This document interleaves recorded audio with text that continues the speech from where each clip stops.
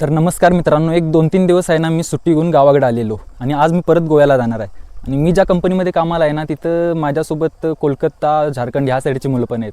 आणि त्यांनी मला गावाकडनं येताना ऊस घेऊन यायला सांगितले, कारण त्यांच्या इकडे एवढं ऊस वगैरे काय करत नाहीत, त्यामुळे त्यांना खाऊन माहितीच नाही ऊस वगैरे. आणि ही इथं आमच्या साईडच्या शेतामधली ऊस तोडणी चालू आहे बघा. हा मागचा ऊस आमचाच आहे. आता याच्यामध्ये चांगले चांगले शोधतो ऊस आणि तोडून घेतो. थोडेसे ऊस तोडून घेतलो चांगले चांगले बघून. आता घरी जातो, नंतर गोव्याला पण निघायचं आहे. सगळी कामं आवरून संध्याकाळी 5 वाजता मी आणि माझा मित्र गोव्याला जायसाठी निघालो होतो. थोड्या वेळानंतर आम्ही या तिलारी घाटामध्ये पोहोचलो. इथं एक वळण गेलं की दुसरं वळण गेलं की तिसरं, असं नागिन मारतच खाली उतरायला लागतंय. घाटातून खाली उतरलं की आता तिथून पासून ते दोडा मार्ग पर्यंत अर्धा रस्ताच गायब आहे हो. आता असं नाही की रस्ता खराब होता किंवा रस्त्यावरती खड्डे होते. रस्ता एकदम गुळगुळीत होता, तरी पण त्यांनी खंदून ठेवला. आता काय करायला ते त्यांनाच माहिती. मध्येच कुठनं तरी समोर हा ट्रक आला आणि त्याला ओव्हरटेक करायला जागाच भेटना झालेली. मग काय करणार, अर्धा किलोमीटर असंच त्याच्या मागणं धुळा खात गेलो. धुळा खाऊन काय आमचं पोट भरलं नव्हतं, म्हणून जरा चहा पिऊया म्हटलं. मस्तपैकी गरम गरम गुळाचा चहा पिला. नंतर मित्राला म्हटलो, गाडी मारून दमला असशील, इथून पुढे मी गाडी मारतो. आणि अगोदर हेल्मेट घातलो, आधीच डोकं नाही आणि हाय त्याला पण काहीतरी लागलं तर ते पण जायचं कुठेतरी. पुढे जाऊन या फेरीबोटच्या स्टॉपवर फेरीबोटची वाट बघत थांबलेलो. या फेरीबोटची स्पीड बघून आम्हाला इथेच अंधार होतोय की काय असं वाटत होतं. आयला खरंच फेरीबोट येऊन पोचेपर्यंत म्हणजे अंधार पडायला चालू झालेला. मित्रांनो, आजच्यासाठी एवढंच. व्हिडिओ आवडला तर लाईक नक्की करा.